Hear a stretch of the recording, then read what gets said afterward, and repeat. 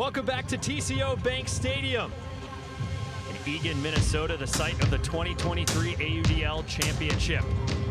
The semifinals are behind us now, and we have the championship game ahead of us between the Salt Lake Shred and the New York Empire. Thanks so much for joining us here on your Championship Saturday pregame show live on AUDL.tv. I'm Ian Toner, joined by Colorado Summit star Alex Atkins, Atlanta Hustle coach Tuba Benson-Jaja, and former Madison Radicals champion Colin King. Gentlemen, we had a hell of a day yesterday. One game left a lot to be desired. Another was an instant classic. Give me from each of you your top takeaways from Championship Friday here at Championship Weekend. Yeah, I think the biggest one for me was, I came out pretty hot yesterday. I said Minnesota's D-line was garbage. I just wanted to take a moment and apologize to absolutely nobody. That D-line offense still they had the game late. They let it slip through their fingers in front of their home crowd. So we're not even sticking with the upgrade to compost. We're sticking with garbage. Tuba, how about you?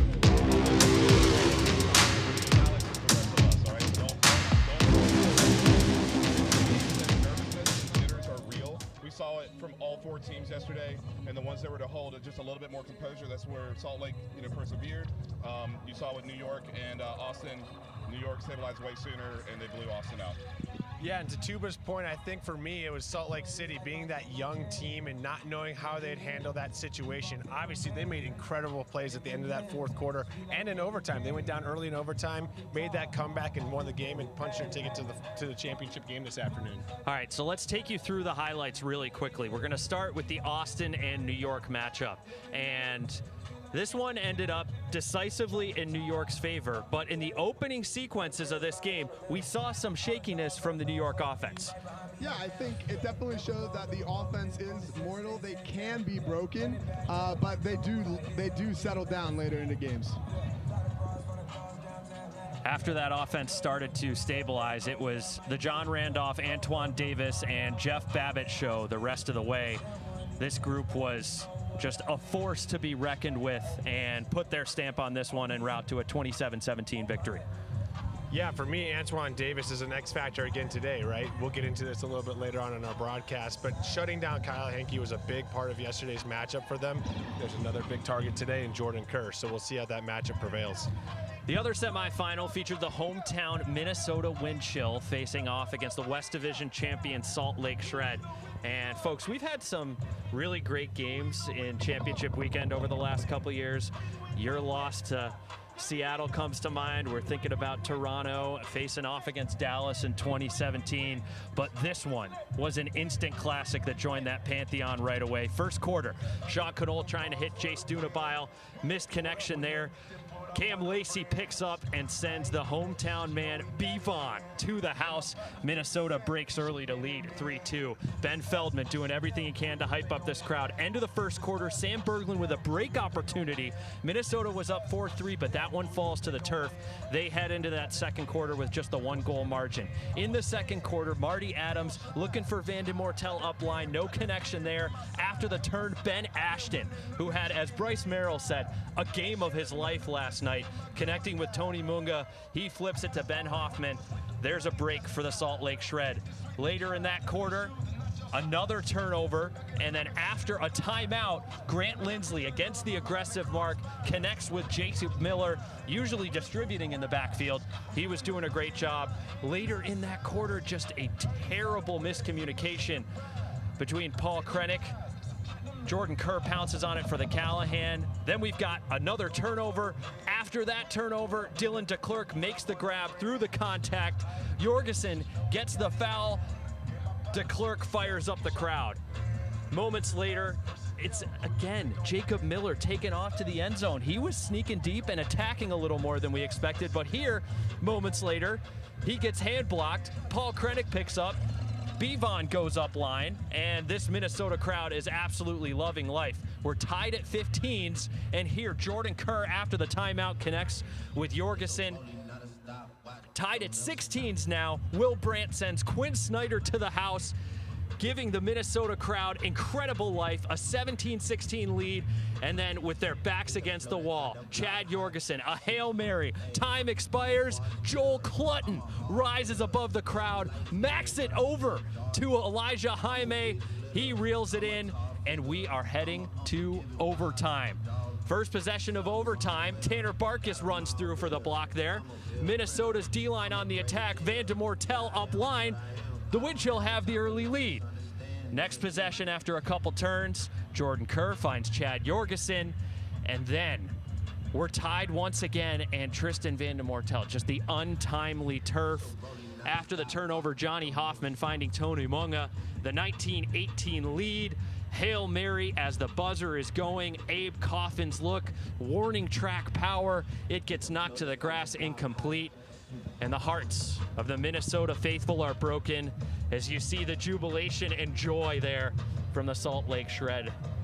That was, I think, an outcome that maybe we expected. I think at least half of our panel here expected Salt Lake to win that game.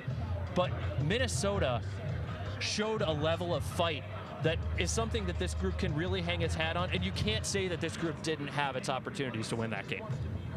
Definitely. I mean, there's so many things to talk about in that game. I mean, going through those highlights, so many things came to mind. But yeah, Minnesota did play a pretty good game. I think late in the game, though, like some of those things so crucial. Even that last possession where they had about 20, 30 seconds to get it downfield, they weren't able to advance it any yards. And yeah, that one warning track power, like you said, it didn't make it to the end zone. Yeah, and obviously for me, to your point, I do think Minnesota has a lot to build on. You know, even in the fourth quarter, all four of us together were watching the game. We were turning Atkins into a Will Brandt believer. He was believing in Will Brandt. So you look at guys like Will Brandt, you look at Paul Krennick, some of that young talent that they have. They return some of those vets next year. I'm sure Bevon's coming back. I'm sure Mattis is coming back. Those guys are great leaders, and you know, that combination together, along with the Central Division currently struggling a little bit, this is Minnesota's window right now. This is Minnesota's window to continue to succeed in the division, but also come back to championship weekend and have another crack at it.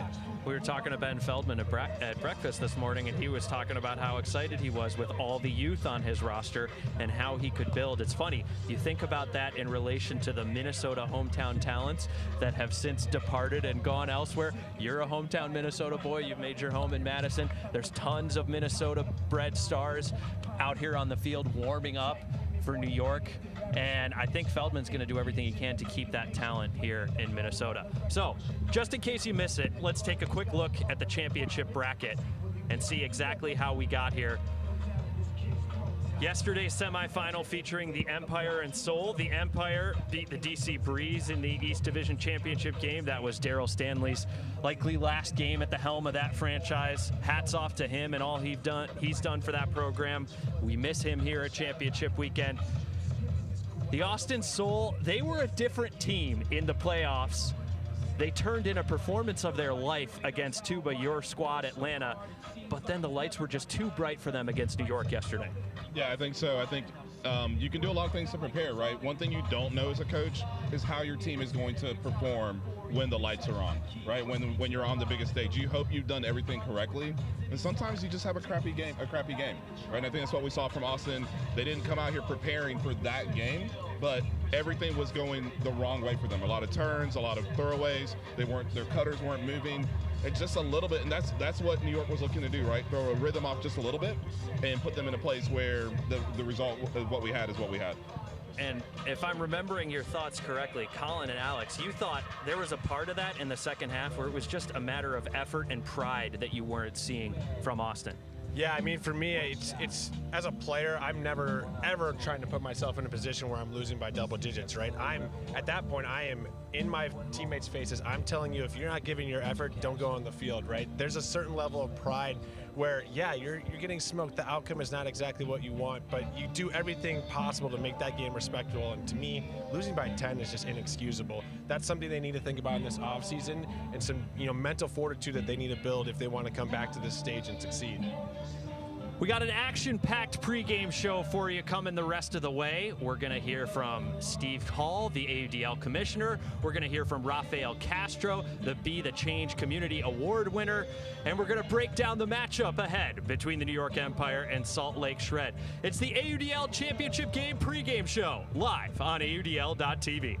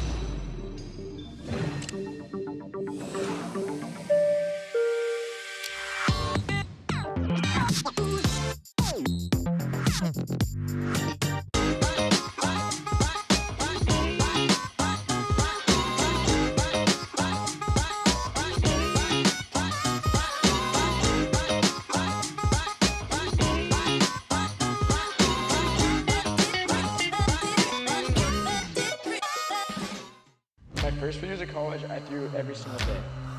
Of course you want to be a champion. Of course you want to be working towards winning titles. Be happy, but never satisfied.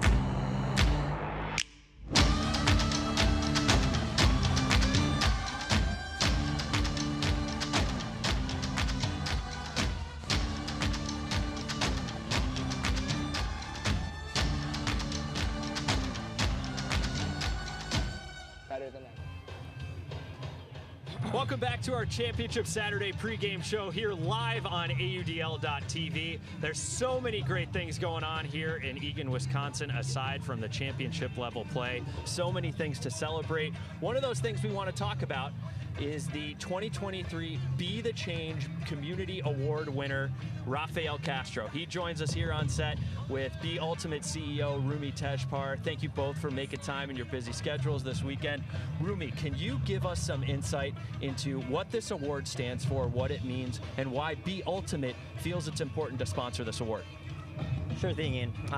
Thanks for having us, and thanks for the question. Honestly, when Be Ultimate and the AUDL came together, the idea of having an award or having an initiative that sort of encompassed the outreach and the great work that a lot of AUDL participants and stakeholders are doing in their communities was really important for us. And so this year, we were fortunate enough to be able to be the presenting sponsor of the Be the Change Award. And for us, specifically, growing the sport in underrepresented, in underserved communities is really important to our vision for the future of this sport. And I think not only is the AUDL doing great things, but a lot of their stakeholders are. And this year, for example, the number of nominees that we had for this award was amazing. You know, not only the number, but the quality of work that they were doing. And then, of course, to have Rafael, who's absolutely amazing in his own community, doing great work. We were honored and honestly excited to be able to present that award to him and to be the presenting sponsor as well. Such a huge recognition point for all of the work that the folks at the AUDL Inclusion Initiative have been doing for several years now. Rafael, not only are you a member of the Oakland Spiders, you're a teacher in the Oakland community. I know we don't all love to toot our own horns and talk about ourselves, but for the fans who may not be familiar with the work that you do in the Oakland community, can you just shed some light on that work and what it means to you? Yeah, so my main role is I'm a high school physics teacher at a high school in Oakland, and I really believe in like project-based learning is the way to really deliver like quality, engaging education that's like also rigorous. And so the big project that I do with my students is we build tiny homes that we then donate to a local tiny house village that's focused on housing homeless youth. So we built 4 of these things, and there's like 4 people living in them now, and we're gearing up to build another 2 this year.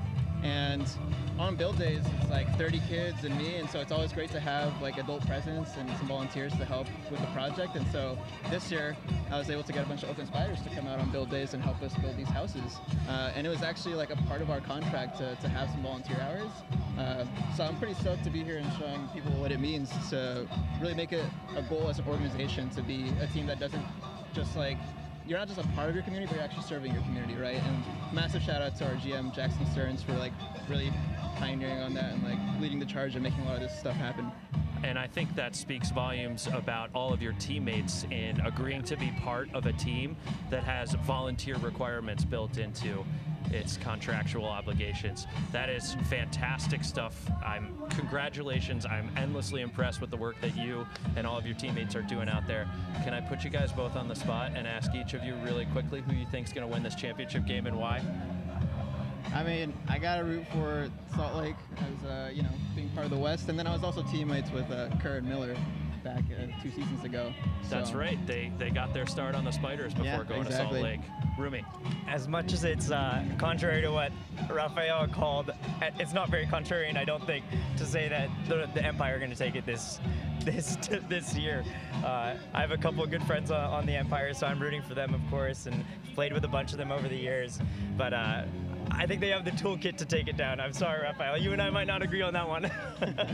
All right, we'll let these guys sort this out off camera. Rumi, Rafael, thanks for making time. Rafael, congratulations once again. When we come back, we're going to look at the last time New York and Salt Lake matched up back in July.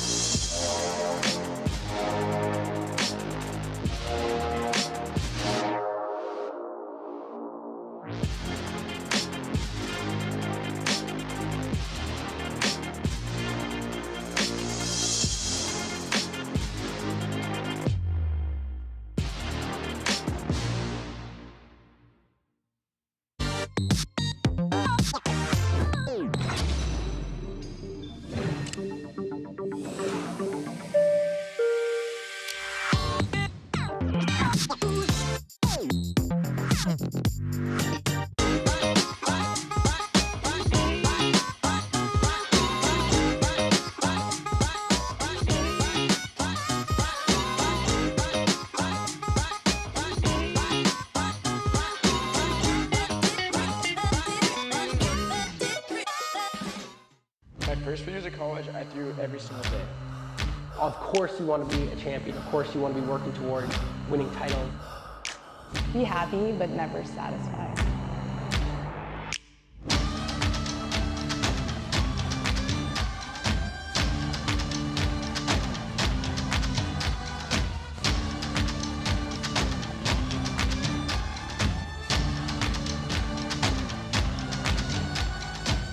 Better than ever. 43 minutes until opening pull here on Championship Saturday at TCO Stadium in Eagan, Minnesota. Thanks for joining our championship pregame show live on AUDL.tv. So the New York Empire and Salt Lake Shred, who are warming up behind us right now, did meet earlier this regular season. The Empire traveled to Zions Bank Stadium. They emerged victorious 23-19. Let's show you exactly how that happened the last two times. I beg your pardon, the last time these two teams faced off. Jordan Kerr did show up on the stat sheet, but had a slightly quieter game by his standards. He wasn't turning in the video game numbers that we saw last night against Minnesota. And I think the enduring moment that everyone is remembering from this one, Ben Yacht making that skying grab over Jorgensen, and here it is, folks, the triple spike that initially got him ejected and injected tons of energy and ferocity into that matchup until Salt Lake coach Bryce Merrill invoked the integrity rule somewhat outside the confines of how that rule is supposed to work to bring him back into the game. We've got some other highlights rolling here. New York able to seal things off, close them out 23-19. Gentlemen, when you first learned about Yacht's ejection, what was your reaction? I mean, I think it was an interesting ejection. I don't know if I've ever seen anyone ejected for just spiking the disc before. I do understand it somewhat from the ref's perspective. He was staring at the guy spiking it multiple times. I don't necessarily think it's worthy of an ejection. I think maybe just one unsportsmanlike. But that was a super interesting game and a really interesting moment. Yeah, I mean, for me, same kind of deal. I don't think it's something that should ever warrant an ejection from the game unless you're actually, physically spiking it at somebody, hitting them with the disc. Obviously, there was a lot of intensity and a lot of intent with what he was doing. But, overall, that's not something that's an offense that I would necessarily say gets you kicked out of the game. So at halftime of that game, Bryce Merrill was kind enough to give us a few minutes of his time, and we asked him what unfolded, what went into his thought process behind invoking the integrity rule. He said Ben Yacht was sucking cans of oxygen. He wanted an easy out, and I want him to prove that he can hang and play 4 quarters of Salt Lake Shred Ultimate. Tuba, if you were in that situation, would you have invoked the integrity rule to bring him back in, and how would you have explained your decision? Absolutely not. There's no way I'm making that decision at all to utilize the integrity rule there. When I heard Coach Bryson and how he explained that why he did that, to me, actually, it felt like he was abusing that power just a little bit, taking it out of the hands of the referees and saying, you know what, strategically, we want to keep him in the game, which I don't believe is the purpose of the integrity rule, right? So for me, it kind of starts to make some questions as to, should that rule still be in place, right, to allow coaches and players to use it to their advantage when the name of it is called integrity, right? So I questioned it a little bit. I would not have made that call as a coach. I do like doing everything fair, but I think that was a little bit of abuse of power there. So that was a 4-goal margin. We're going to make our picks later. We're going to dive more into the players to watch. When we think back on that game, one of the enduring impressions that I have is Salt Lake was able to take the disc away from the New York O-line. Granted, they were playing on the road on the second night of a back-to-back, but I just felt like that Salt Lake D-line didn't have enough discipline after the turnover, and I'm curious what any of you thought as your primary takeaway from watching that New York victory over Salt Lake. Yeah, I think the primary takeaway for me was, one, I think Salt Lake's offense looked great against the really daunting Empire defense. I also think that the young, inexperienced energy of Salt Lake did, like you mentioned, come to show in that game. Early turnover from Will Selfridge in that one.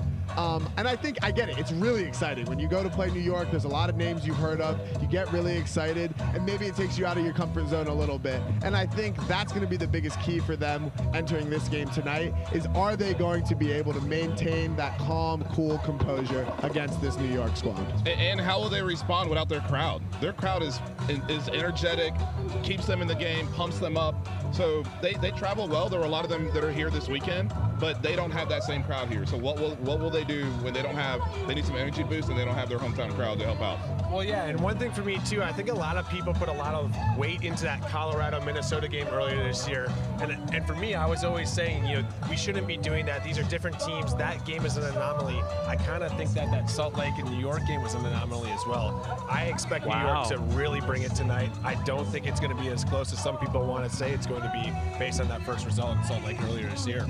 So you think that there's no way Salt Lake can hang at that level the way they did at Zions Bank Stadium? I think there was a lot of factors helping out Salt Lake that day, and honestly, it's going to make it difficult for them. This is a completely different setting, different circumstances, way bigger pressure moment, and I think it's going to be difficult for them. Are you calling a blowout? Are you saying blowout? We'll have to get to that later. All right.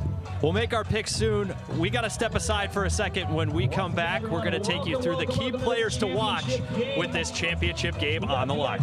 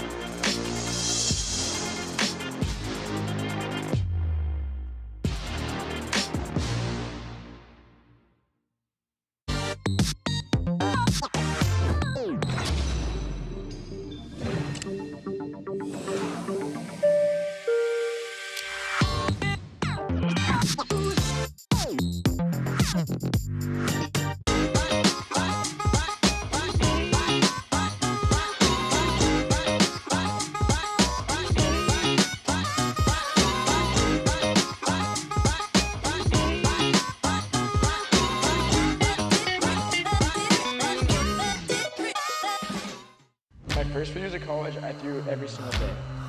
Of course you want to be a champion. Of course you want to be working towards winning titles.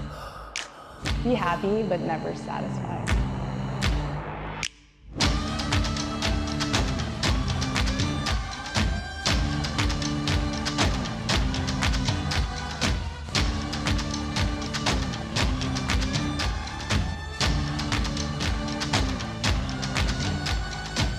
Better than ever.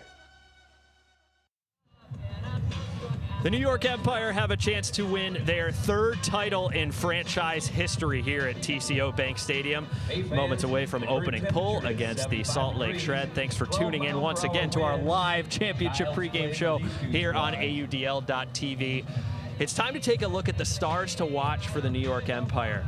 I think we want to start with the reigning league MVP, Ryan Osgaard. He is one of multiple Minnesota boys on this team, and he could do a lot for this Empire offense. Yeah, for me, obviously, yesterday was not the typical game that we see from him. 3 turnovers, a few throws that weren't so great at times. Here, a deep hug that, obviously I would expect a better execution there. Overall, I think this game, there's going to be some wind again. We can kind of feel it picking up already. This is the type of game where Ryan Osgaard really needs to make his staple and earn that victory for the New York Empire to get that third championship. His teammates have been calling him the edgelord because of the sharp angle that he unleashes on many of his crossfield and deep throws and how consistently he's able to execute that. Do you think that nickname is well-deserved, Kins? Yeah, I think he is somewhat well known for those really well-shaped tosses, getting the discs where he needs it to be, especially to the break side. I think one thing you notice with Osgaard is the placement of his hucks are so good. I think if young players watching him today take note, the way he throws the disc to the break side and gives his receiver a better chance, you love that when you're a deep receiver going for a thrower. So that's the offensive side of the ball for New York. Of course, this team has plenty of stars, and we obviously are going to be talking about Ben Yacht's impact, the other 2-time MVP and multiple-time champion here in this game.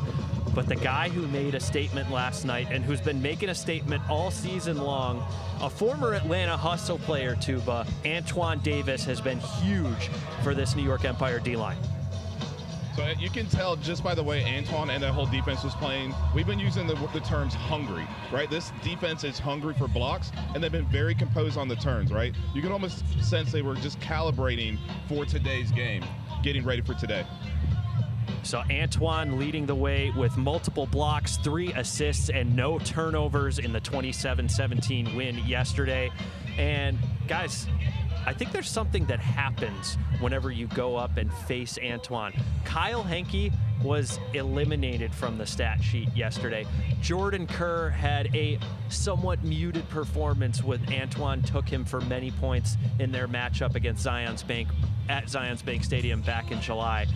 What is it that Antoine does that has that kind of impact on downfield receivers? How does he make it happen? Well, I mean, he's always been one of the fastest guys in the league. He's been showing that in highlights a lot for many years now. Tuba knows as he's down there in Atlanta. But what he's done is he's taken that speed and he's really honed it in on playing lockdown great defense. And when you take an athlete like that and get him locked in on one player, I mean, the athleticism is just smothering. Yeah, one thing I've noticed as well, even in the game yesterday, is he's getting so much better with his angles of attack, too. You watch him on some of those one-on-one matchups, he's really getting better at trying to bait those throws and then use his speed to go through and get those Ds. And that makes it really difficult. You start questioning yourself as a cutter. Did I make the correct cut? Where's Antoine coming from? And he has such extreme athleticism that it's one of those things that you're always looking over your shoulder as a cutter. Tuba, you've had to game plan both with and against Antoine over the seasons. How do you feel that he has evolved as a person and a player over the last couple seasons? Yeah, so just quick correction. I actually never got to actually play or coach Antoine. But I remember when I came in as coach for the Hustle, a lot of what they talked about was how athletic he was and what his ceiling was, right? That there was a lot of growth that he still had to do. You can tell by watching the way he plays, he's very coached up by the New York coaching staff, right? That there's the coaching side, but there's also the players that are surrounding him who are giving him a lot of confidence to know that he can win those one-on-one matchups. And then on the turn, hey, you can be very aggressive. You can, be very composed with the disc and be a big part to, push a lot of conversions and breaks. I'll be interested to see if he sticks on Kerr all game, if he goes over to Dunabile. Dunabile did light the New York Empire up for 9+ scores in their matchup in Zions Bank Stadium. Are there any other players? Obviously, Ben Yott is a big name that comes to mind. Jeff Babbitt, we had heard rumblings of his inability or inactivity potentially for this game, but just checked down on the field coming into this one, and his status is 100% good to go. We know Jeff doesn't always warm up 100% with everybody and the rest of the team.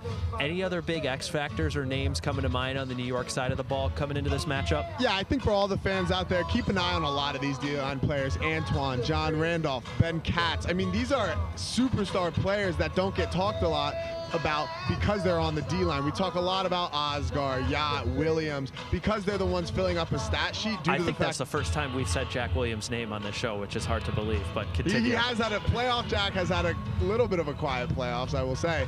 But still, these D-line players that don't get talked about much are superstars in this league, and that's the reason that New York is so just dominant. Yeah, one quick thing too, obviously Marquez Brownlee with his pulls today, right? Any game where there is any sort of wind, there is wind picking up like I mentioned before, those pulls make a big difference. That could be a huge advantage for New York. We're gonna see what happens.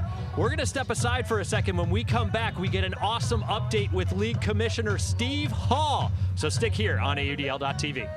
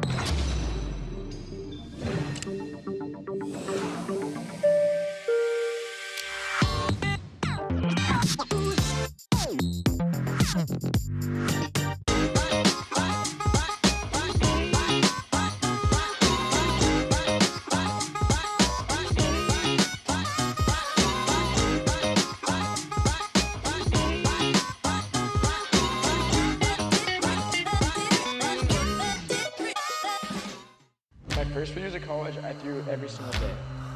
Of course you want to be a champion. Of course you want to be working towards winning titles. Be happy, but never satisfied.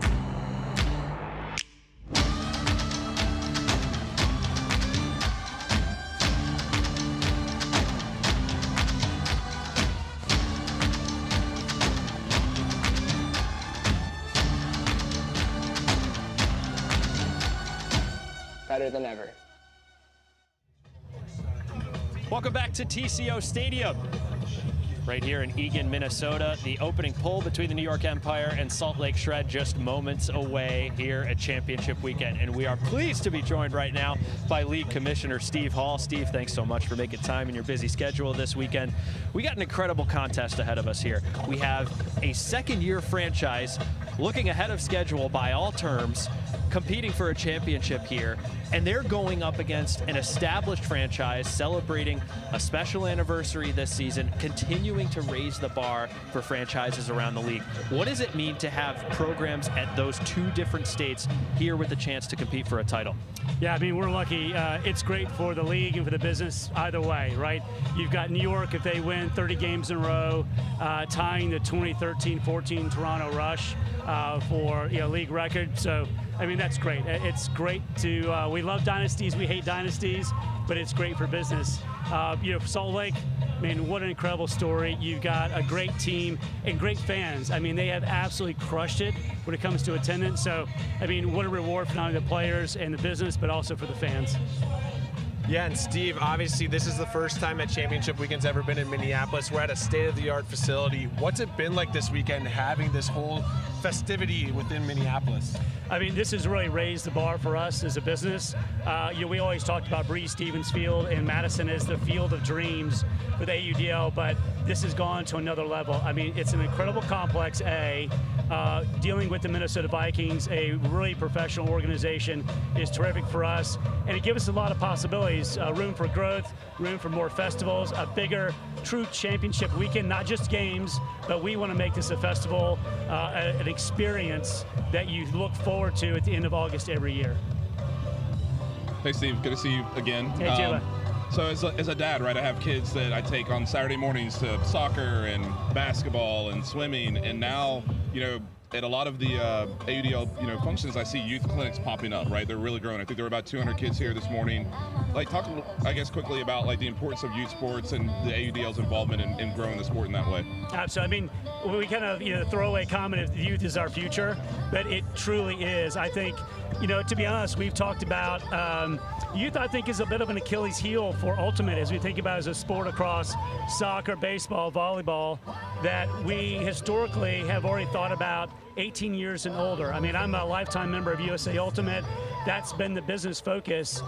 USA Ultimate's done a great job thinking about building YCC. We now have middle schools, and we want to support that. We know that the future is the youth, and we believe you can start at 8 years of age. Our teams are having clinics and camps themselves. The AUDL, we had our first national academy this year. We want to provide opportunities for these kids, and we want to, showcase what these pros can do. We want to get the kids excited and then feed them into the local disc orgs and eventually become members of USA Ultimate and have a chance to grow. So it truly is not only just the future of our global efforts between all the organizations, but it's also the future of our business because, if you appreciate a sport, you're likely to watch or engage in a sport.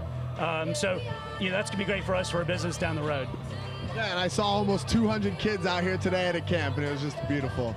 Steve, I wanted to ask you, anything exciting coming up for the future, maybe next year, that you want to give some insight on to the fans? Hey, a few hints. So we are really focused on greater awareness, not only just for our business and where we are in pro, but also, again, for youth. So we are working on some really neat concepts for media. We want to broaden what we do on the live stream, AUDL.TV, in terms of content. We want 12 months of content. So we're looking for partners, talking to them about pulling their content, not just domestically, but internationally, which is really exciting. Really upping our game when it comes to the linear broadcast partners. Fox has been great. Our contract is up this year. We're in the midst of looking around, seeing what else we can do to get broader set of eyeballs. A lot of things going on in linear and live stream, and seeing how other things we can do in terms of controlling products and just greater awareness and a greater diversity of the community that engages with us. So lots Looking forward to it. It's awesome. Yeah. Steve, thank you so much for making time. Any chance I could ask you really quickly to make a pick here for the finals? I love all my children equally, as I will always say. But I tell you, Salt Lake, I tell you, they play a clean game. I think they're going to give the Empire a run for the money. Wow. All I heard was run for the money there. Let's just remember those words chosen carefully. Steve, thank you so much for making time with us. When we come back, we're going to take a look at those Shred Stars and who we think can have an impact tonight. Keep it right here on AUDL.TV.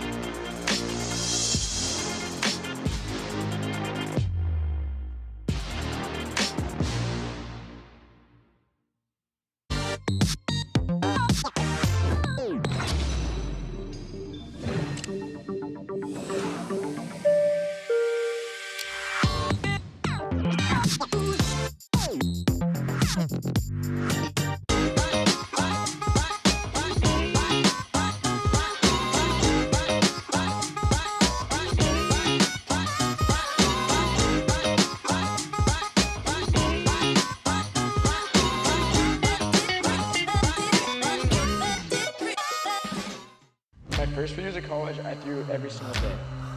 Of course you want to be a champion. Of course you want to be working towards winning titles. Be happy, but never satisfied.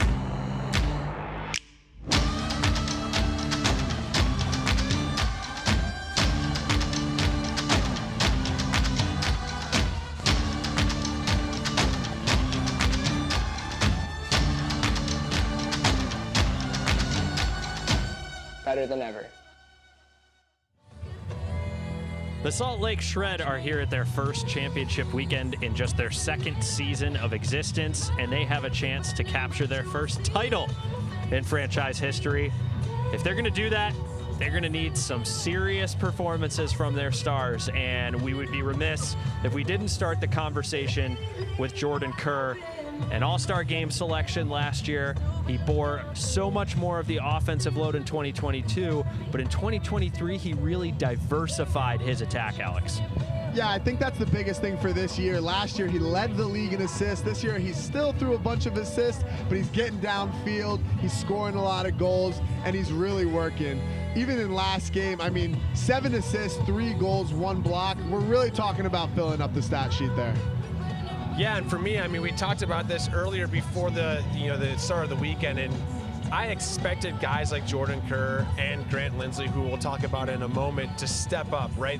While we understand that this Salt Lake offense has become more across the board even, we still expect the stars to step up in the biggest moment. He did that last night. He's going to have to do it again, but as we discussed, Antoine's a really difficult matchup for him. I'm excited to see who Antoine matches up on most. The other name that we are keying in on, there was a key development in that game that Bryce Merrill reminded us of in the post game. Sean Cannell had to leave that game, that semifinal matchup against Minnesota, and he actually, down on the field, was just cleared after some pregame testing to resume warm-up, and he's been inserted into the lineup. Last night, that forced Grant Lindsley to assume a ton more handling responsibilities, whereas earlier in the season, he had been a little bit more of a cutter and downfield presence. But that doesn't change the fact that there's going to be a ton of responsibility on Grant Lindsley's shoulders here for this Salt Lake offense tonight. Yeah, absolutely. I think, what's great about it is we want the teams to have all their pieces, right? And so I think after a scare last night, first of all, we're happy Cannell's health is good, right? He's been cleared to play. But I think even more so, that Utah team is going to need all of its key players to play really great. One of the stats I really liked, about Kerr was he had 33 of 35 completions, right? So while his team was having jitters, he played he was who he was, right, for his team, and we're gonna need a few of those other players to meet him there in today's game. And that's exactly what the type of player Grant Lindsley is, right? He was brought in to be that calming presence for them, so I would expect him again. He had a few weird turnovers last night. One he put on himself that I still don't give him on that hug. Yeah, when he was on the post-game interview talking with Evan and Brian and Charlie, he had no problem saying, hey, I tried to lose us the game multiple times, which was very self-deprecating. But you were saying, Colin. Yeah, just, maybe bad decision, but as a cutter, I expect myself to come down on that one. I think that's on the receiver in that situation. But again, Grant Lindsley is the type of guy that he needs to chew up a ton of touches for you today if you want to have success. In some ways, Salt Lake needs to control a little bit of the tempo, and doing that can, be a big part of what Grant Lindsley brings to this team and why they brought him in on this team.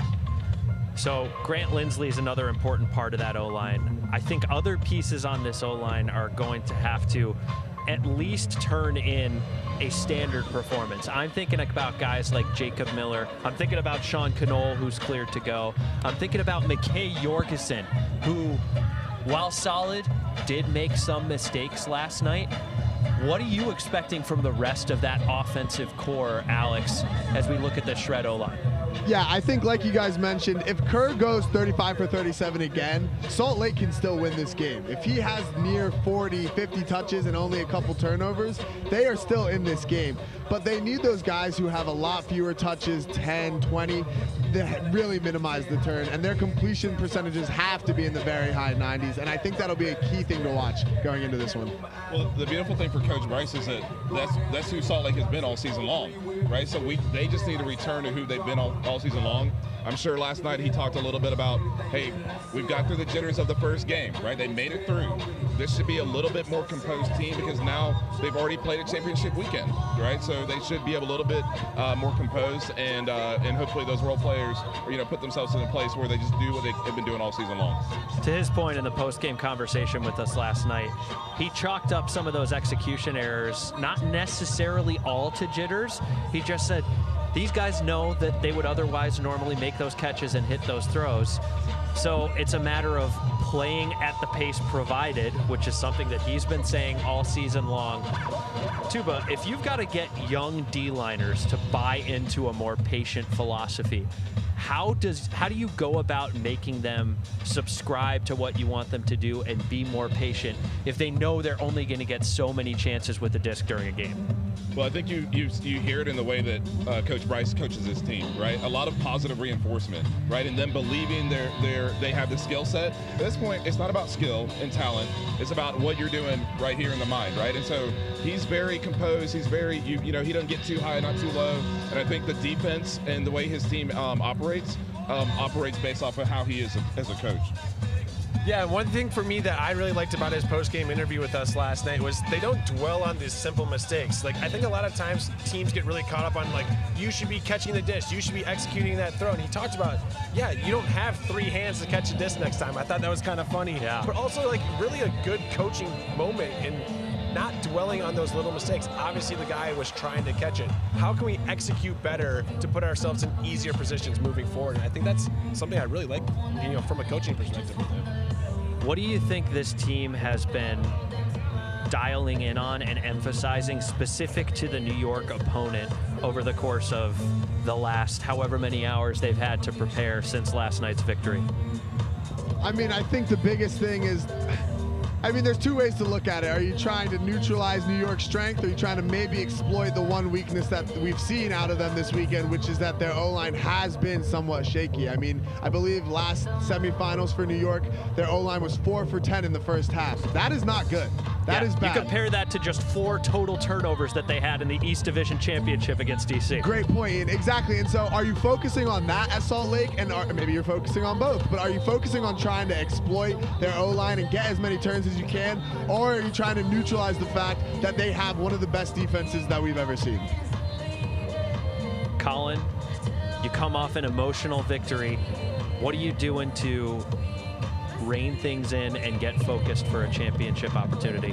Well, I think having Coach Merrill's a big part of that, right? He's going to do a really good job. We saw him meeting with his team earlier today.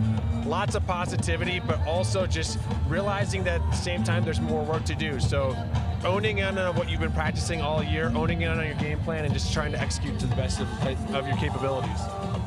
We'll see how much this group has been able to take Bryce Merrill's words of wisdom and instruction to heart.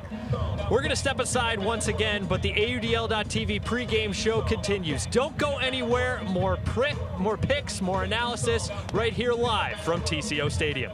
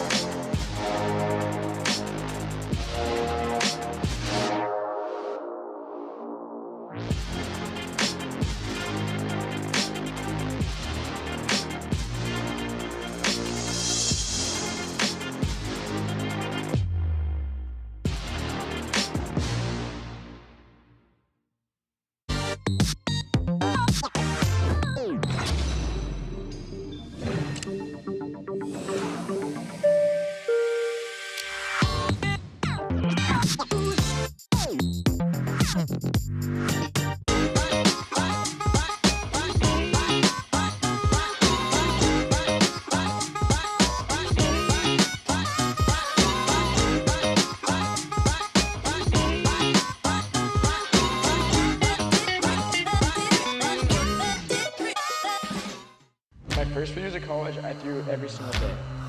Of course you want to be a champion. Of course you want to be working towards winning titles. Be happy, but never satisfied.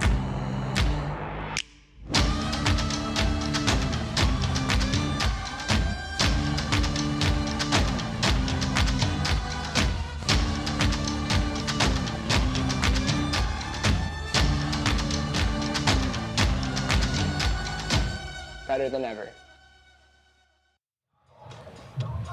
Under 15 minutes until the opening pull at Championship Saturday is released between the New York Empire, chasing their 3rd title in franchise history, squaring off against the Salt Lake Shred, chasing their 1st title in franchise history. New York trying to do something no other AUDL team has done before. As we look ahead to this matchup, the East Division champion facing off against the West Division champion, there are so many phases of this game. This O-line versus that D-line, this counterattack.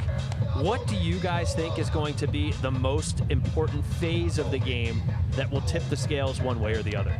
Well, and it's interesting, Ian, as you say that, the wind is really picking up here. I don't know, maybe that's where the Minnesota wind chill got their name, but it is getting a little bit windy in here. And chilly. It's cold right now. Wind and chilly, wind chill. And it's like, I think that is going to really be a neutralizer in this game. Wind often can make the teams a little bit closer than they may be.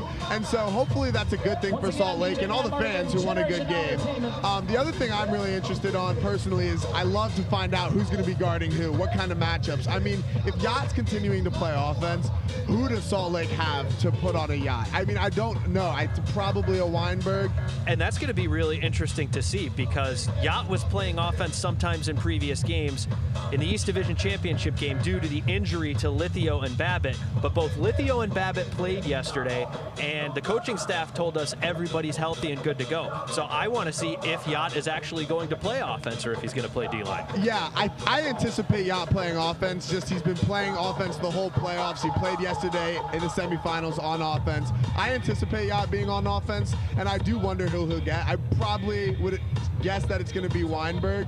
And then like Williams, Osgar, what kind of matchups are these guys pulling, and are they going to be effective? And then on the flip side, for Salt Lake's offense, I think, like we said, Antoine, whoever he's guarding, is going to be a big impact. I personally, if I was Coach Bryce, would put him on Kerr, like we said. And then just some of the other guys, Dunabao, Grant, it's going to be really interesting to keep an eye on. Before I get to the rest of the crew, Alex, you're an offensive dynamo. You've played in stadiums. Thank you. Of course. You've played in stadiums with tons of wind. Marv K has had all kinds of crazy gusts over the course of this season. How do you adjust your approach when you've read the atmospheric conditions in warm-ups and see the game going to be a little gustier than you might initially expect? Yeah, and I just want to thank you for calling me an offensive dynamo before we got to Colin as an offensive dynamo. All right, well, Colin's the champion. You still got some work to do at the professional level, kid. Point taken. I think going back to the question of how you... Did Ian just leave you speechless?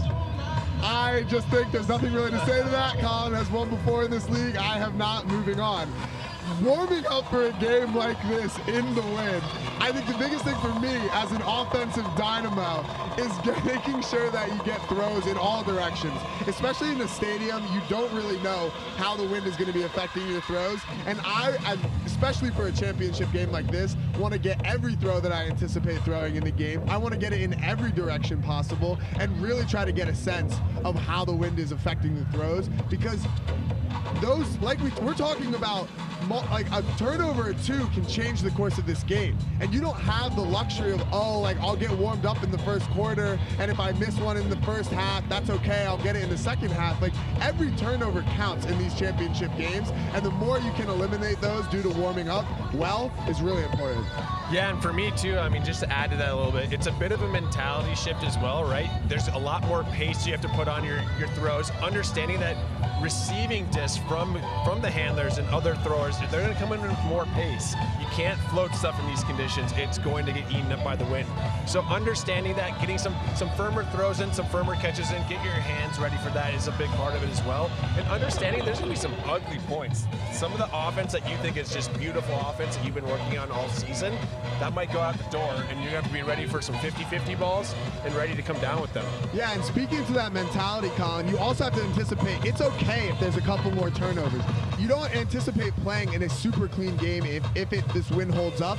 So understand that there's going to be a few more turnovers. Don't hang your head after a couple early ones, and get ready to run. You know that some of these points might be long. They're going to go out for the course of multiple turnovers. So get ready to put your head down, put your hard hat on, and get out there and run. Tuba, I know you're a D-liner at heart. What can this Salt Lake defensive group do to apply pressure to New York in a way that maybe other teams haven't, or that only Salt Lake did in that regular season matchup between these two teams? I'll talk a little more general since we were just talking about the wind. I think sometimes what happens for defensive players or defenses is they sometimes are hoping that the wind causes a turnover. on this setting with these players, these are the best players in the world. You can't hope for that, right? They need to stay to their defensive sets and assignments and stay just as hungry as if there was no wind at all, right? I think it's going to be really key. So the D-line that says, you know what, we're going to utilize the wind but sink in even more, right? Make sure we're covering all of our assignments, not taking any mental lapses during any points. It's almost like the wind's help might be gravy right, at that point, right? That's right. It should be a topping, right? It should not be, this is our 7th or 8th man, right? They are built to cause turnovers. So if Salt Lake goes out there, they don't play timid, right? And really kind of make sure they're hitting their marks, knowing what their assignments are. They're going to cause turnovers. There will be turnovers, but then on the turn, can they convert? Yesterday we saw a little bit of a struggle there, so it's going to be interesting to see what it looks like today. And one thing I would like to see, having played Salt Lake, I know they have multiple different double team looks that they like to give. I think, yes, you don't want to change your game plan too much because of the wind, but I think some of those double team looks on the sideline can be really effective, especially if you're forcing some of those longer hammer throws. Like, yeah, in no wind, a lot of the great throwers picking up the disc on a double can hit those at a high completion rate. But in today's wind, you don't know how successfully they're going to be able to hit the long field hammers. And if I was Utah, I would be looking to do that early and often and see if it works well. I mean, the first 2 quarters are going to be a chess match between the coaches, figuring out what's working, what's not. So it's going to be interesting to see how the coaches utilize all the defenses that they have in their tool belt based off of this wind and based off of where they see the other team's offense playing. But if we're being honest, New York has the advantage here, right? Like, this is the conditions that is an advantageous moment for New York. They have the players that can play in these conditions, that can throw in these conditions, and they have the type of defenders that are going to react best to these conditions, right? They have height for the 50-50 balls. They have speed for the downwind hugs. They have the better talent suited for these conditions. Yeah, I think it does play into New York's favor because of their size and speed. If they're able to shut down on a lot of the unders and force some deep shots to the not-so-tall Utah players, it's going to not be great for Salt Lake. Gentlemen, we're closing in on the opening poll. We're here in the PA announcer getting everything set for the introductions. I want to start transitioning to our picks. We might have teased some of that and shown our hands a little bit. I want to go down the line, starting with Alex. Who are you picking? What score do you expect and why? All right, I am going with New York. I think that is the obvious pick, and as much as I want to go with my West Division companions in Salt Lake, I do think this New York team has too many advantages. I'm going with New York, and due to the wind, I do believe it's going to be slightly lower scoring than we may have seen in some other games. I am going to go 19-15 New York Empire. I thought you were going to be a little more exciting than that. If I'm going with my heart I go New York. If I go with my mind and practical, I go New York. I say New York by 6 points. Yeah, I mean, for me, Salt Lake in the win compared to New York is garbage. So, wow. With that said, I'm going New York. I'm going New York by 7. So unoriginal, Colin. Get your own adjective. He brought the garbage call out. I love it. As much as I want to go with Salt Lake too, having broadcast many of their games and seen what they've been able to do for the rest of the West Division and the league, I think New York is going to be overpowering. This could be gross, this could be sloppy, but there's too much star power on New York to allow this opportunity to slip through the cracks. So I'm going to say New York wins this one by 5. I would love to be wrong. I think all of us would love to be wrong, but I think New York is going to capture its 3rd title in franchise history. My question for you guys, when we compare this 2013, this 2023 New York Empire squad against, say, a 2016 Dallas Roughnecks squad, on paper, who do you think is the better team between those two squads? I think it's a little interesting. Some time will tell because we'll see how the rest of these careers play out for some of these Empire guys. Right now, I still think I'm going to give an edge to that Roughnecks team. Just some of those guys, Jimmy Mickle, Kurt Gibson, Bo, all these guys, amazing players. I would say this year's team. I would say I've coached against both teams at this point, and I think this New York team beats the Roughnecks. Yeah, for me, it's the Dallas team as well, though. This is probably one of the best hypothetical matchups that we could ever discuss, right? I mean, the top-end talent on both of those teams is incredible. So, for me, it's still Dallas Roughnecks 2016, but, man, that would be a great matchup. Is there any wrinkle that Salt Lake can throw out there that can cause any of us to, at halftime, reconsider our picks? I mean, I think if the wind holds up and Salt Lake is able to string together some holds, and we've seen New York's offense flustered at moments in this championship weekend. So I think if Salt Lake can get 5 to 7 holds in a row and make New York play a lot of offense, maybe there is a chance their D-line strings some breaks together, play fast, and that's the only way I see anything happening. No wrinkles. They're built. New York is built for this. No wrinkles at all. They're winning this game. Yeah, I think the only even glimmer of hope you can have is if you're within 2 at halftime, and maybe you can try to convince yourselves that you have a chance. But I agree, no wrinkles. I think New York gets away with this one. You've heard enough of us blabbering for the last hour. It's time to figure out who's going to win this thing. Thank you so much for joining us here on AUDL.TV. Don't forget to actually tune in to the championship game coming live on Fox Sports 2. We'll be back with you at halftime. The championship game between the New York Empire and Salt Lake Shred, moments away.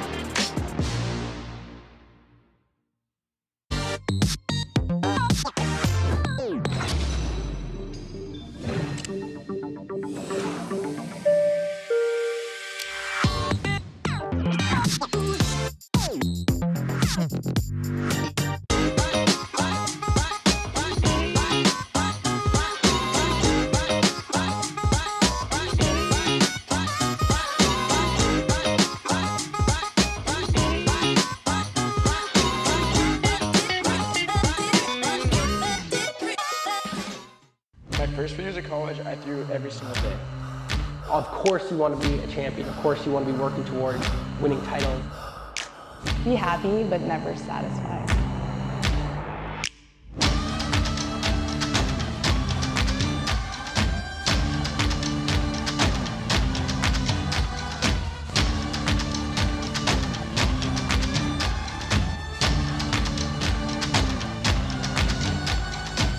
Better than ever.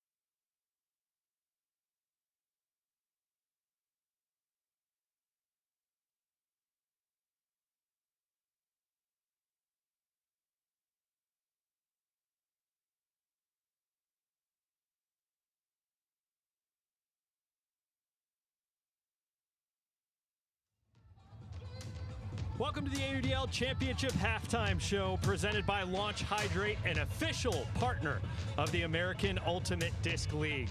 A tale of two quarters here in our championship matchup between the New York Empire and Salt Lake Shred. New York wins the first quarter 8-2. The Salt Lake Shred come back and win the second quarter 4-1, and we've got ourselves a 3-goal game here at halftime. Ian Toner, joined by Colorado Summit star Alex Atkins, Atlanta Hustle coach Tuba Benson Jaja, and former Madison Radicals champ Colin Camp. Gentlemen, it looked like New York was going to run away with this, but let's take a look at the highlights because we had a little bit of a comeback there from the Salt Lake Shred in the second quarter. The first quarter here was all New York, though. Yeah, it was all New York, but what we know is it's a game of runs, right? So New York came out early, went up with a very early lead early in the game, was connecting on a lot of pieces. Their defense converted early. I think they're 4 of 12 or 4 of 10 right now in conversions. And then Salt Lake was able to stabilize going into the second quarter, made their own run, and now have it as a 3-point game. And really what it was in the first quarter is Salt Lake had just a few flat-out drops. I mean, we're not talking contested catches, we're just talking about stone-cold drops. So, I mean, I think, but again, it showed that New York really isn't invincible. Like, the 4-1 comeback was fantastic for Salt Lake. It gives me hope that this game maybe can at least be exciting till sometime in the fourth quarter, and I think you love to see that as a fan. Yeah, and I think Salt Lake really ramped up their defensive effort in that second quarter, made things a little bit uglier. Obviously, you see New York only scoring 1 goal. That's a big win for that Salt Lake defense. You see the disparity between these squads. Salt Lake holding 4 of 10, New York holding 4 of 6. Salt Lake only breaking 1 of 6, or 1 of 5, and New York breaking 4 of 6. New York's just making the most of its opportunities. Their star power is showing. As we look ahead to this second half, how can Salt Lake start to claw back even closer and make this 3-goal deficit smaller?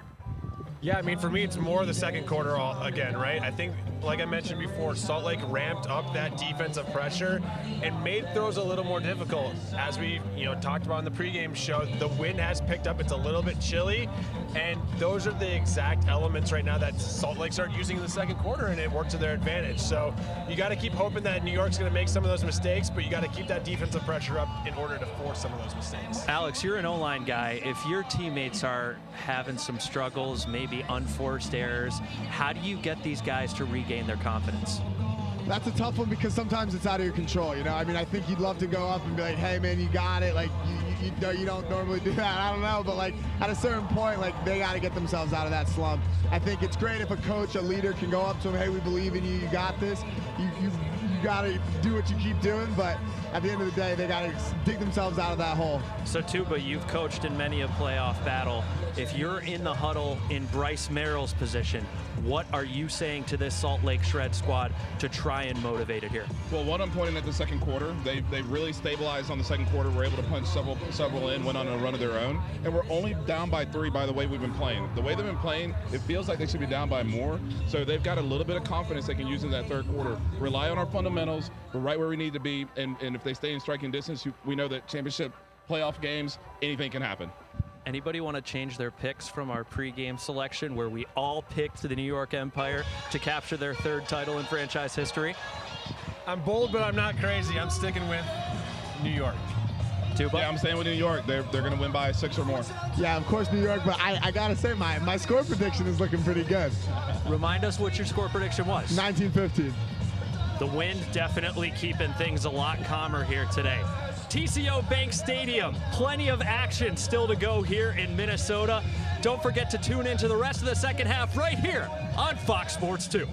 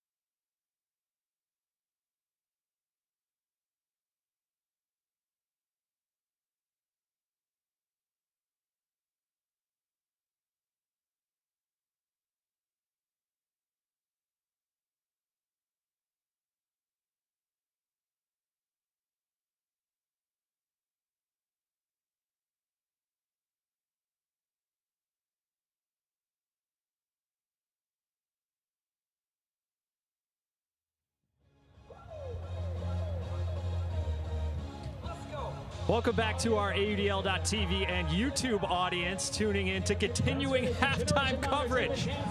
Live from TCO Bank Stadium here at Championship Weekend in Eagan, Minnesota. Ian Toner, Alex Atkins, Tuba Benson-Jaja, Colin Camp. Gentlemen, 9-6 New York with a lead here at the half. What was your biggest takeaway from that first half aside from New York's dominance? Yeah, I think the biggest takeaway was that Salt Lake, yeah, they looked really nervous at the beginning, especially Cano with those couple of drops.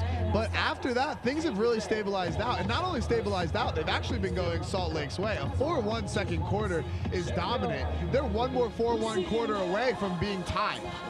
Yeah, and obviously, as we can see here, early on, New York dominated. Their defense took it to Salt Lake and made Salt Lake nervous. You see those kind of really unforgivable type drops there, and then they're taking advantage of all those opportunities, getting a Callahan there.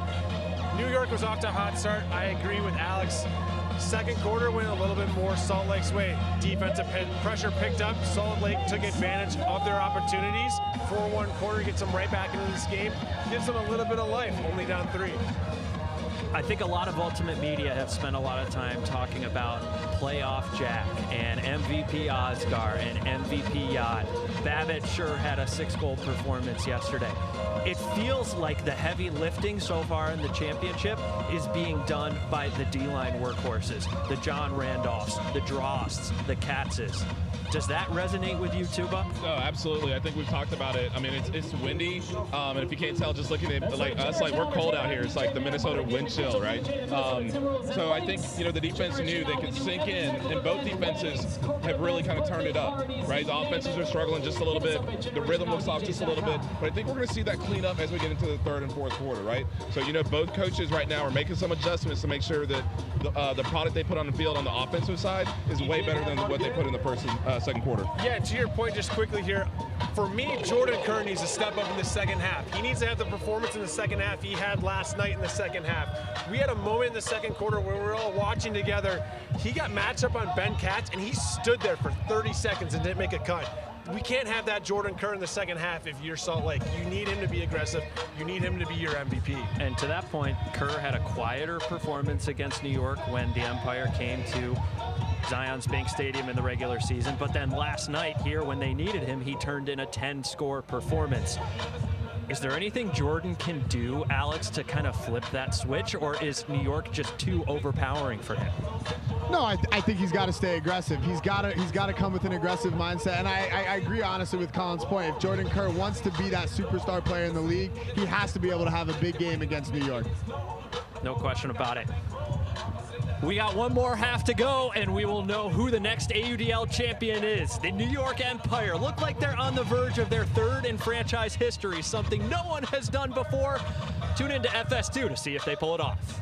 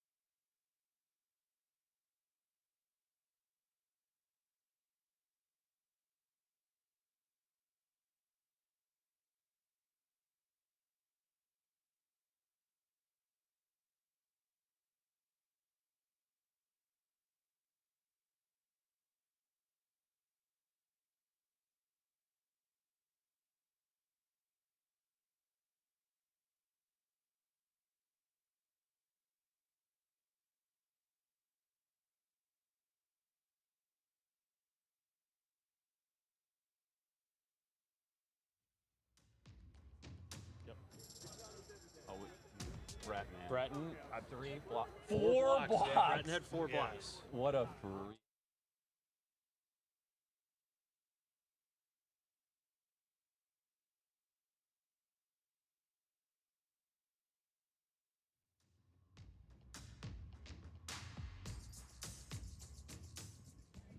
And the coronation continues here at TCO Bank Stadium in Eagan, Minnesota. The New York Empire become the first franchise in AUDL history to capture their 3rd title, taking down the Salt Lake Shred 19-12. Thank you so much for joining us here on the AUDL TV postgame show. Ian Toner, joined by Colorado Summit star Alex Atkins, Atlanta Hustle coach Tuba Benson-Jaja, Minnesota hometown man, but Madison Radicals former champion Colin Camp, and we are here with the 2-time champion now, Ryan Osgar, the reigning league MVP for the moment.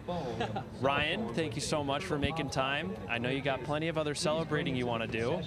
How does it feel to be a 2-time champ for now the 3rd appearance in the finals? Yeah, there's no feeling like winning. We all just say how much we love winning, and it really is something special to go out there and really compete hard and train all year and then have it all, come to this one moment and have it be successful. There's nothing else like it. So you had 3 assists and a goal in this game. The 3rd quarter was absolutely devastating from your and the offense's perspective. You really turned it on and found your groove deep. We've got some of those clips to show the audience here. Can you take us through what kind of a groove you got in the 3rd quarter and what you were seeing out there? Yeah, for sure. So they were playing really physical underneath defense. It was a pretty windy game. A lot of these throws, they're both going the same direction. So they were both downwind, and I really, the first throw in I think it was like the 1st quarter or something, I kind of lofted one up, and Benny tried to make a play on it, but it wasn't great. But that kind of calibrated it a little bit. So I knew I could just put a little bit more pace on it going downwind, and it would still hang up just because, I don't know, a little swilly wind in the stadium and things like that. So, yeah, I mean, Benny's got steps. I'm going to throw it. Yeah, so Ryan, obviously, congratulations first and foremost. Yesterday, that wasn't your best performance we've seen out of you. Obviously, today, you played phenomenal. I mean, I would say you were the player of the game. Some people disagree, but that's okay. Anyways, what kind of mental adjustments did you make last night? Or was it just, you forget about it, it happens, we're moving on, I'm going to keep playing my game? Yeah, I didn't feel too bad about yesterday. I think there were just a couple throws. I think one, like Lithio fellow, I didn't feel like it was too bad of a game, honestly. So, and I mean, we won by whatever we won by, like a ton. So I wasn't too worried about it. I knew we would clean it up. And I always know that our defense has our back. Our defense really was the MVP this season, man. They were unbelievable. The pressure they could apply on a team like the Shred, who's a really good offense, right? So, that just gives us a ton of confidence. And even if we make mistakes, we know that they're going to have our back. Ryan, why don't we take a moment here, you shout out some of the unsung heroes on your team, maybe the guys that don't get the limelight as much, some guys that were really important to you for sure. On the squad. Josue Aloro, they're one of the best defenders out there. They just grind people to a pulp. Brenton Tan, obviously, 4 blocks in this game. I think like 2 foot blocks or something like that. Totally crazy. Antoine, he won the MVP deservedly. He totally took Kerr out of the game, which is not an easy task. I could keep going down the list, honestly. Shank, Jeff Holm, all these guys on defense, they're just grinding out there, and the pressure is relentless. Yeah, I'll leave it at that. Ryan, congrats, man. So I know, repeat, right? It's so hard to do. I mean, I think a lot of times you put that on, just getting back and getting it done, but there's so much more that has to go into that. Maybe talk real quick about like the leadership and coaching and, their role in keeping y'all engaged to not only go undefeated, but then to get it done in the end. Yeah, for sure. So, it didn't, we all play club, right? And we ended up, most players on this team, I mean, no one on this team won a club championship last year. So we all had a kind of like a bitter taste in our mouth. And like, all of us basically lost to DC last year in club. So we were, hungry as ever. It didn't necessarily feel like we were defending a championship. It did, but, having that loss in more recent memory kind of definitely fueled us, and we knew we had to really grind hard to beat DC. They picked up a lot of good players. They were really good this year. They're always super good, and they push us. So that was really our focus the whole year, is getting ready for DC and that, the championship game. We know it's coming. So yeah, that kind of was our fuel pretty much the whole time. So obviously you've won this year, but looking forward to 2024, how do you continue to build on this momentum? What's it going to take to come back to championship weekend again next year and win again? Yeah, I think our culture is just like we've won, and we know how much we love winning, and that is a huge part of our fuel. So I don't really think people are going to take the foot off the gas at all. I know a lot of us are getting kind of old, so hopefully we can stick around and stay healthy. But I think at this point we've kind of cemented ourselves as like a quote unquote dynasty or whatever. So I think we all just really want to keep pushing that and just see how far we can really go. So I haven't really thought too much about the next couple of years or next year or whatever, but I think a lot of people are going to come back and be as hungry as ever to kind of try to repeat we want to make history, man. I mean, it's really cool to try to do that. Absolutely. Yeah. Well, you've already done that in a couple ways. Ryan, thanks so much for joining us. I know you got some celebrating to do. We'll let you get to your teammates, and we'll welcome some other guys up here. Thank you so much for your time. Congratulations, Ryan. Congratulations. Mr. Ben Yacht is standing here right off the stage, and he's coming on up. Congratulations to the now 3-time champion, Ben Yacht. How does it feel to describe you that way when you hear someone else describe you that way? It's still sinking in. It's hard. Like, it's hard to describe. I don't know. It feels good. 3 times is way better than 2. It's two's or one's can be a fluke. 2 is I don't know the idiom. I'm just excited right now. We get the point. We get the point. Yeah. There you go. You had a ton of support here. This is a hometown, homecoming event of sorts for you. What did it mean to be able to perform at this level in front of that crowd? It was so special. It was incredible to have all of my, not all of them, but a huge number of friends and family here. A variety each night. Some couldn't make it the first night. Some couldn't make it the second night. But getting to see folks that I get to see once or twice a year, maybe if I'm visiting, it was cool to see them supporting me. And I know they support me from afar, but seeing me in person and seeing them in person, it was so cool. It was really special for me.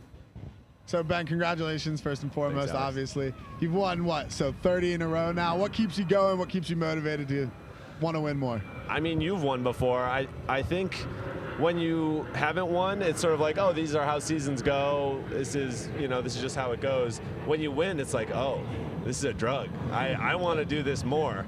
And so for me, we've realized repeating is really hard, but it feels so good that I think everyone on this team now understands that drive, and I'm already thinking about next year. It's like we were halfway through the 4th quarter, and I was like, I'm gonna do some sand workouts next week. When you're winning the games by that much, it's easy to start to drift. Yeah, I mean, no offense to the Shred, they were an incredible team. Our defense just was playing lights out tonight, and gave us the opportunity to, think about other things a little bit into it. But yeah.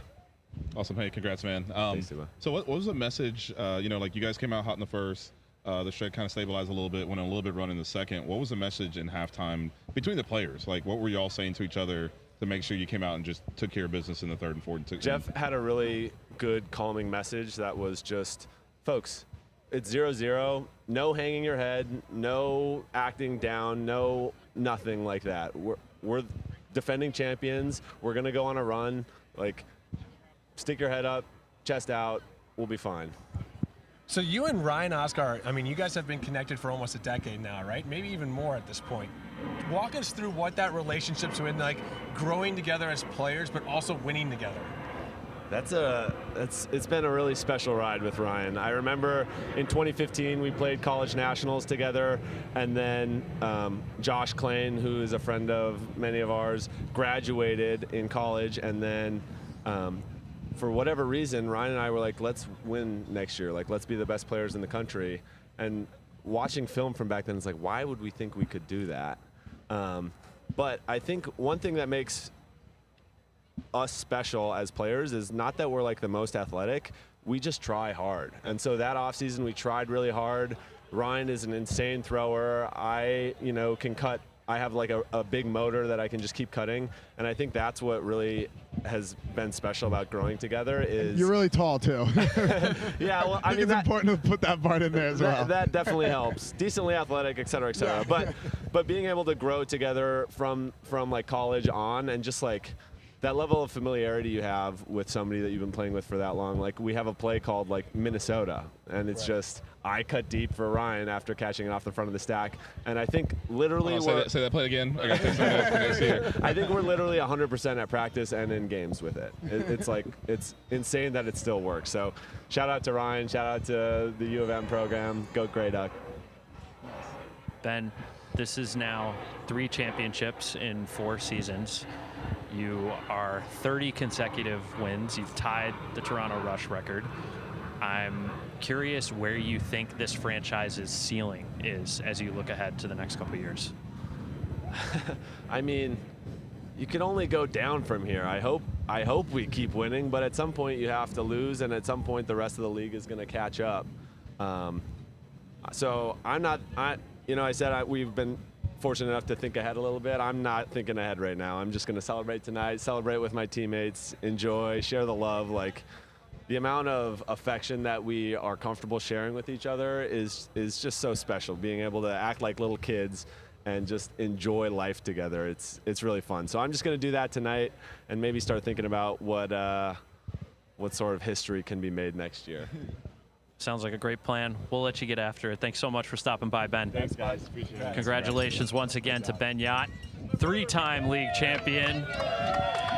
And now it's time for the championship weekend MVP, Mr. Antoine Davis, to join the set. Congrats. Antoine, hasn't been that long. We were talking with you after the semifinal victory yesterday. It seemed like there was just never a doubt in your mind or your teammates' mind that that's the outcome that was going to happen today. Sure. Yeah, I mean, you're exactly right. We knew, again, like I said yesterday, we are the buzzsaw, and we played like it today. Yeah. Antoine, I think it's safe to say this is one of probably the best defenses in league history. I think personally it's probably one of the best defenses in league history. Can you talk what it's like to play on a defensive line like that, what it's like in practice, in games, the chemistry you guys have, stuff like that? Yeah, so since it's our second time mostly together, we just have just a really strong chemistry, and we really trust each other, like I was saying earlier before. And each and every time we come off the field, we talk to each other and see, like, why did you make that move? Okay, next time I'll look out for that. So we've just been doing that for 2 years now, and it showed today. I know you're a big team guy, but I want you to just take a moment, talk through, you've put in a ton of work. What's it feel like to win the MVP on top of winning this championship? Yeah, truly I was not expecting that, especially because we got like 8 superstars on this team.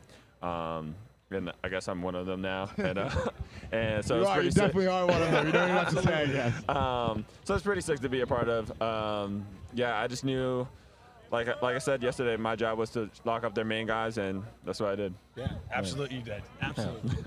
Hey, man, congrats. I loved watching you this weekend. You looked so hungry and, like, dialed in, very focused, and you talked a lot about visualization and those things. It was really cool for me to watch. So as a brother, talk about, in a sport that's very underrepresented for people of color, what it means for you to be able to come out, compete the way you do, to brown and black people, that are in sports in general, but specifically in the AUDL. Yeah, I play the game. I really allowed myself in these last 2 or 3 years to play the game how I was raised to play sports. Yeah. That was to really talk my stuff, be vocal. Wait, you like to talk your stuff? What do you mean, trash talk? Okay. And by talk your stuff, you also mean show your stuff with a little bit of this. Can you break down what talk your stuff means for my brothers right here? I actually think I've experienced some of Antoine talking his stuff. I have also. Have you? We all have. Which is funny because Antoine comes up here, he's all very nice, he's soft-spoken, he's a great team player, and then a little bit comes out and talk about stuff. Yeah, the demon definitely comes out on the field. So, but I'm a nice guy off the field. But yeah, that's how I was raised to play the game, and I just over the lockdown, I was like, I'm gonna play like that because that's how I want to play the game. Yeah. So, both semifinals, you took league all-stars completely out of the game and neutralized their impact. Kyle Henke and Jordan Kerr. They're great talents in their own right. I know you deep down think highly of them, but was there any particular element in your film study or some particular part of your preparation that was like, hey, this is exactly what I'm going to do and it's going to give me the edge against either of these guys? There's nothing really particular. Like I was saying before, I just visualize this at least 10 to 20 times. So when I step onto the field, this is my 11th to 21st time doing it again. So I just did what I practiced. And what did you call it yesterday? It was woo woo. Woo woo. Yeah, I think we need like a woo woo tutorial to come out maybe on Instagram. For sure, a little woo woo tutorial for everyone to try to get out there and try it. So you now been a part of 2 Empire Championship squads. What makes this particular iteration of the Empire unique, you know, given your context and your experience having won with the group last year? Yeah, I think last year we were beginning to like really become close, and the ball just continued into this season. So we just like had just such connection with each other. I just like love hanging out with the guys. It's like when I go to practice, I'm not dreading it. I'm just like going to hang out with a bunch of my friends. A few of them I would call my brothers. Is that a difference from experiences earlier in your career? Did practice give you anxiety in the past or stuff like that? I think so, but I think that was more because of what I was going through. And as I've grown, I've been allowed myself to connect with others. Awesome. Antoine, thank you so much for sharing the stage with us, sharing your talents with the field. We appreciate you stopping by. We got much more coming here on the AUDL.TV post-game show, but the New York Empire are champions, and Antoine and company have to go celebrate. Stay right here. More coming up on AUDL.TV.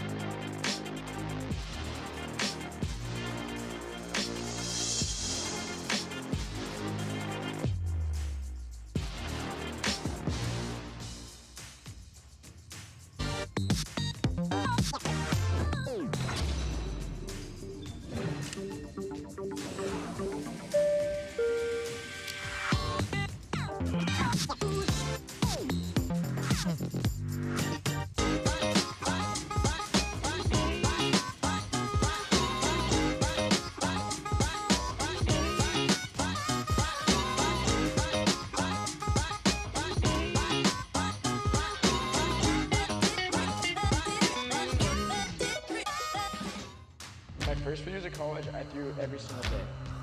Of course you want to be a champion. Of course you want to be working towards winning titles. Be happy, but never satisfied.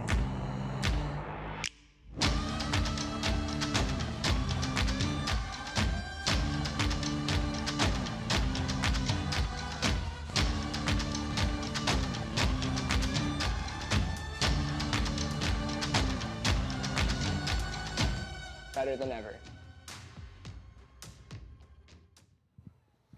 The New York Empire are 3-time champions in the American Ultimate Disc League, something no other franchise can claim. The San Jose Spiders, who are now the Oakland Spiders, won back-to-back titles in 2014 and 2015. Roughnecks had a hell of a squad, put together 1 title in 2016, couldn't do anything after that, despite making it back to championship weekend in 17, 18, and 19. Gentlemen, I'm curious, now that this franchise has won 3 of the last 4 titles, when you look at the 2023 iteration of the New York Empire, where does this group rank in terms of the all-time great champions in league history? Yeah, I would say it's certainly one of the best teams in the history of the league, no doubt. Cool. One of the best. Is it the best? I would say this year's team, probably, yeah. I'll go with yes. I will go with the best team in league history. I think we talked about it earlier, the Roughnecks. But after these performances, they've just been so dominant, you know what I mean? And I think to say not would be, somewhat disrespectful to some of the other teams out here who they've just been, crushing along the way. I mean, I'll disagree with you. I'll still say it's the 2016 Dallas Roughnecks. For me, that team top to bottom still had the most talent. Obviously, like we mentioned before, that would be a great matchup. That being said, maybe we'll look back on this 7-8 years from now, once time has passed a little bit more and our opinions might change. These guys still have careers that are going to continue to keep growing. I think a lot of the reason I personally choose 2016 Dallas Roughnecks is because of those legacies that some of those guys have, created since then. True. Bo Kittredge defined as a winner, for instance. Exactly. Sorry, Tuba, go ahead. No, you're good. You're good. So I think I would agree with Kins, right? I think this is the best team. Right? I actually think this team would beat the 2016 Roughnecks by 3 or 4 points. I think they would handle them. I think the version of Ultimate they play, the sport has evolved, right? The way they use the width of the field, the way they switch things up, the way their defense is completely locked in. That 2016 team was a really great team. It was manufactured for just one season win. They couldn't come back and do it the next year. They lost to teams that they shouldn't have lost to in that run in the second year. This team, they literally, there was nobody that was going to touch them this year. And I think a big distinction is when, you look at the top talent on both teams, very comparable. But I think it's the talent throughout this New York roster that is the separating factor. Yeah, the Breton Tan getting 4 blocks in the championship game, including point blocks on World Games talents like Grant Lindsley. That's incredible depth. Colin, I don't need you to pick them. You had the perspective of playing against the San Jose Spiders in the 2015 championship game. Was there anything that might put them in this conversation at all, or just not enough depth on that group? I don't think there's enough depth on that group, right? I mean, again, top-end talent type situation. They had guys like Ashland Joy, Bo Kittredge, guys of that nature, right? So we're talking about a lot of the same guys over and over in a certain sense. Sure. But I do think the overall talent on this team this year in New York is better than that San Jose team. Can I also just talk about the program itself? Like New York's program is what's also, that's the franchise from the ownership to the coaching. That's so the it's not Stevens just family the players, investing right? in That's that. right. So there's a big investment from the top to make this a program that lasts for years. And then the coaching staff, right? You're not beating. I mean, you have 2 of the best coaches in the game who are helping these young players like Antoine come up and put the production we saw on the field today. I mean, you can't beat that, right? When I look at that compared to the coaching in Dallas, the Roughnecks, I don't think it compares. Well, and one thing I'll just quickly say is I think this is a better franchise overall. Just to be clear, I'm just talking about individual seasons, just so we're clear. I think this is the best franchise in league history. Charlie Hoppus and Anthony Nunez certainly deserve a ton of credit for commuting all the way up to New Rochelle from their respective homes. They talked about it here on the championship weekend stage after winning last season. Alex, what do you think that having a franchise like New York that invests in its talent and forms a dynasty does for the rest of the league? Is that a good thing? Certainly, I think it's, you have to start to ask the question of how many championships weekends can you have where a team like this isn't playing a close game, and if that's good for the viewership. If I'm an executive up in the league office, how many championship weekends can you go where a team isn't playing a single close game, and is that good for the fan base? Because I think, it's different when you have a Chicago Bulls or a team that goes on a run like that, but they didn't have extra resources to put in compared to other teams. I think the difference with New York is we know that they have lots of resources to dump into their team, and in some ways in certainly more than some ways, it gives them an advantage over other teams in the league. And so if I was up there in the league office, I think you have to start at least taking into consideration, is this good for the fan base? Well, what do you say? Are you saying it's bad for the fan base? Are you saying not league office, you right here, what are you saying? I mean, I think it's easy to say, like, we had the great game last night between Minnesota and Salt Lake, and the energy in here was palpable, right? But during these New York games, you don't feel any of that excitement. It's the second year in a row that they've been wasting time towards the end of the finals game. It's not exciting. It's not something that people want to come and pay to watch. You know who's going to win the game. It's New York. And in this way, I would counter that just by saying I think New York is starting to show the model of what it looks like of investing into your franchise. And if you can show other potential investors what investing in a franchise might look like, you can show them New York and you can get them excited about the possibility of adding extra resources, trying to attract additional talent into your city. And so in that way, I actually think it can help propel the league at the same time to get more investment from outside resources and really try to bolster this sport. Yeah, and I mean, I think the question is then, are those people, making money off their investment? I understand that if I'm an owner and I want to put a lot of money in, and I'm going to make money off that, but if I just have lots of money to dump into a team and just win games, that's the question. Sounds like we need to continue this conversation either on your podcast or on Swing Pass or something else. Maybe over drinks tonight. Yeah, drinks tonight too, but we want to let the audience in on it. Before we wrap up here, we got a few more minutes. I want to give you guys a chance to share your enduring memories, the strongest impression, the thing you're walking away from TCO Bank Stadium and is burned in the top of your mind after the New York Empire are champions once again. Yeah. I think it's got to be for me personally, it's the game from last night, the overtime, the play that sent it to overtime by Clutton, the Mac, just the most memorable thing that I saw this weekend. Yeah, so for me, it's simply the dominance of New York. I believe it pushes the sport. As a coach, it lets me see what is possible for my own team as well, and I think it's good for the sport. So the dominance of New York, coming in, they had one goal. They took care of business. They're going home champions, 3-time champions at this point, and the dynasty has been really locked in and secured. Has the Hustle, Slack, and Group Me been pretty active this weekend? I will not talk anything about the Hustle right now, but yeah, we'll be back next year. You obviously know, like, what I love about dynasties is somebody has to knock them off, right? So we have a lot of teams, especially teams that were here this weekend, that got to taste the speed, the strength, the skill of New York. And at this point, they're already starting to think. Those coaches, the players have logged in some things to start thinking, how can we take them down, right? So they've got an even bigger X on their back next year. New York's going to be ready for it, but it's going to be up to somebody, right? Somebody out there. How big of an X does it have to be? I mean they had a pretty big X on their back this year. I know, right? It's not going to be an easy task, right? They're not going to just let anybody come and take it. But I think that's why we do love the dynasty run of the Bulls, because there were also other teams that were coming after him, right? Then you think about the Celtics, or other teams that were coming after him. You think about dynasties in football. There were teams that were coming after him. So somebody, we don't know who it's going to be next year, right, is going to be gearing up to take New York down. And I agree. It's an exciting story. I just hope the story isn't a really long story. You know what I mean? I want that to come quickly. Yeah. And I think it'll be good for the league. Hey, you play on Colorado. You got some control in this. Come on now. Anyways, so for me, the lasting memory is going to be that last minute and a half of the fourth quarter from last night in the Minnesota game against Salt Lake. I mean, the highs and lows, right? The riding the wave of that crowd in Minnesota, cheering for that goal with 17 seconds left. It brought me back to 2018 and the kind of crowd noise that we had in Madison. It was a special atmosphere. It's one of those things that you have to experience in person. If you have the opportunity to come a championship weekend, come, because those are the really compelling moments. And then obviously the heartbreak in the last seconds of the Joel Clutton play. Such a heady play. You see the slow-mo replay. He looks at his receiver. He can see where he's going to hit it. He perfectly macks it with the perfect spin right to the guy. I mean, what a play, what a moment, what a 90 seconds of game time there. The agony and ecstasy of sport, all captured in one sequence here at TCO Bank Stadium. It's been a heck of a weekend. Bryce Merrill and the Salt Lake Shred took care of business yesterday in a classic against the Minnesota Wind Chill, and the New York Empire took care of business yesterday against the Austin Soul. Today, it was all the New York Empire. The franchise has become the winningest group in terms of franchise titles in league history, and it's hard to know where the ceiling is from this point.